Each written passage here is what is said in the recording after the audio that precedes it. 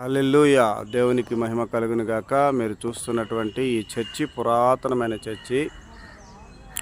ఇంచుమించుగా 83 నుంచి 84 సంవత్సరాలు అయిందంట ఈ చర్చి కట్టి.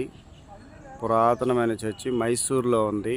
మైసూర్లో ఇప్పుడైతే మేము మైసూర్లో ఉన్నాము. ఈ చర్చి చూడడానికి దేవుని కృప, దేవునికి స్తోత్రం, మహిమ. చాలా పెద్ద చర్చిగా ఉంది. ఇంకా ఫ్రంట్ వ్యూ చూపిలేదు. ఫ్రంట్ వ్యూ కూడా తర్వాత చూపిస్తాను మీకు. ఇదంతా వ్యూ చూస్తున్నారు. ఇక్కడ ఒలివ చెట్టు కూడా అక్కడ ఉండింది. ఒలివ చెట్టు, పురాతనమైన చెట్లు కూడా కనిపిస్తున్నాయి. ఈ కర్ణాటకలో ఎక్కువ చెట్లు ఉంటాయి. ఇక్కడ మంచు, చలి ఎక్కువగా ఉంటుంది. నిన్న చూసాం మేము.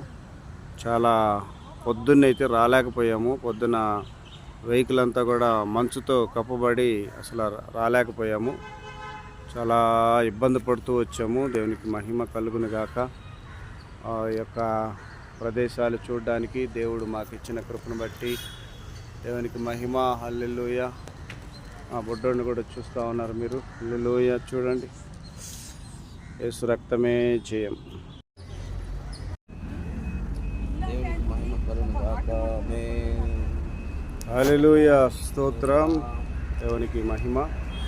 ఇది ఎంట్రన్స్, చర్చికి ఎంట్రన్స్. ఇది చూస్తున్నారు కదా, ఎంట్రన్స్. లోపలికి పోతున్నాము. ఒకసారి చూసే ప్రయత్నం చేద్దాం. లోపల ఇల్లే చూడండి, ఇది చర్చి కనిపిస్తుంది మీకు. ఇదంతా లోపల ఉన్నటువంటి చర్చి ప్లేస్. దేవునికి మహిమ. హల్లెలూయా. మన వాళ్ళంతా చర్చిలో కూర్చున్నారు.